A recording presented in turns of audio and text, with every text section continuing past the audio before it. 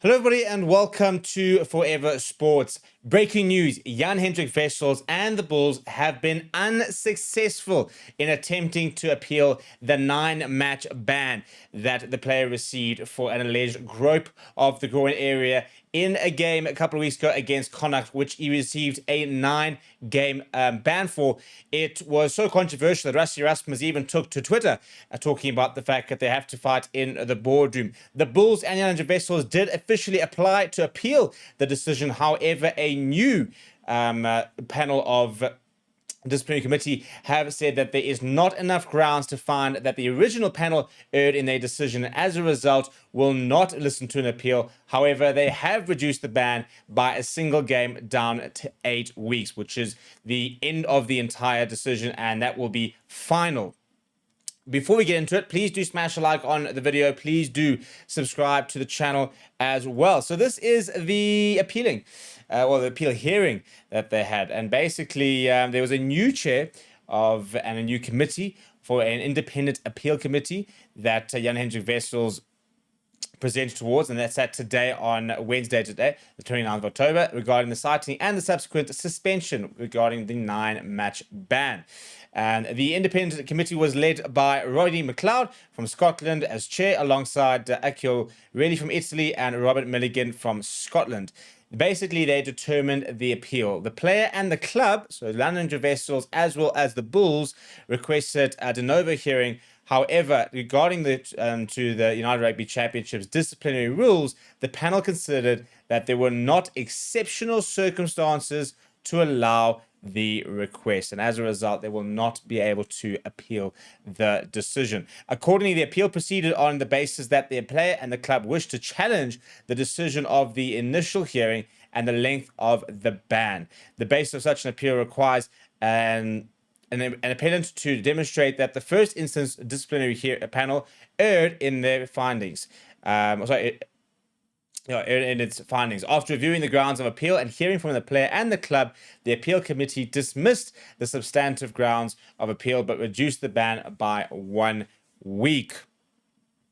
They did so on the basis that the initial reduction from the low entry point of 12 weeks did not take into account an aspect of the player's conduct in the context of the case, and therefore they reduced it from the headline entry suspension down to 4 weeks, which is 12 down to 8. What's very interesting, however, is the fact that they said that due to the unique nature of this case, once the final written report relates to the appeal hearing has been submitted to United Rugby Championship by the chair, both reports of the initial hearing as well as the appeal will be made available for review. Now, this is not something we see particularly often. So basically, we are going to be able to see the entire verdict,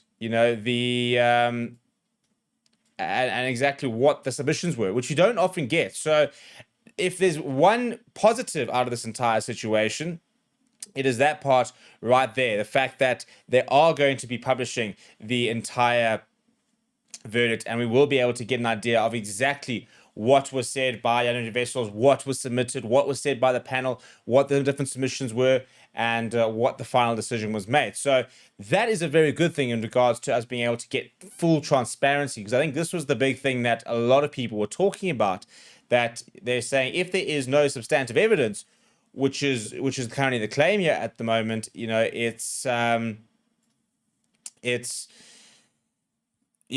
is the decision been making? And the fact is that there was no video evidence, but they did say that there was no evidence in the original hearing decision. So it's not like you can go over there and say, but there was no evidence, therefore you can't give the ban, because they said there was no video evidence, however, on the ban's probability, etc., etc. So basically, in terms of what's happened here, Jan-Hendrik Wessels has requested, and actually I wanted to highlight that, a de novo hearing, which basically means that you request a hearing as if the original one did not happen. So you basically want to get a brand new committee and basically start the citing from the get-go, as if again, if it wasn't ever held.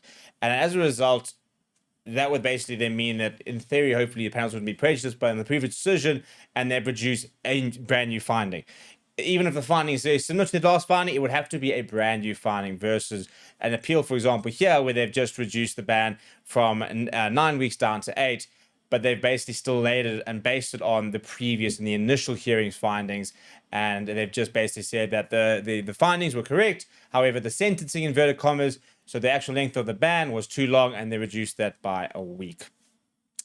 What this means is, first of all, we will see a call up at the Springboks. They basically said that they were not going to call anybody up until the verdict of that appeal had been found, which is obviously now that it's going to be kept. So I think it's going to be, that kind of basically marks the end of that.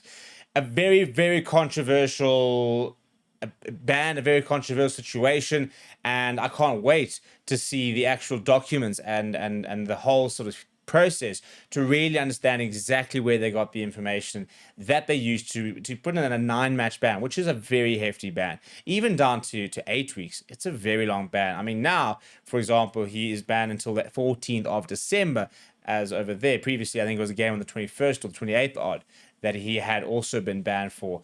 But an 8-week ban is a substantial one. You know, it rules him out of, he's already served 1 game. It rules him out of 5 Bok games, as well as 2 URC games. I mean, technically 3 URC games, but 1 did fall on the same time as a Bok game.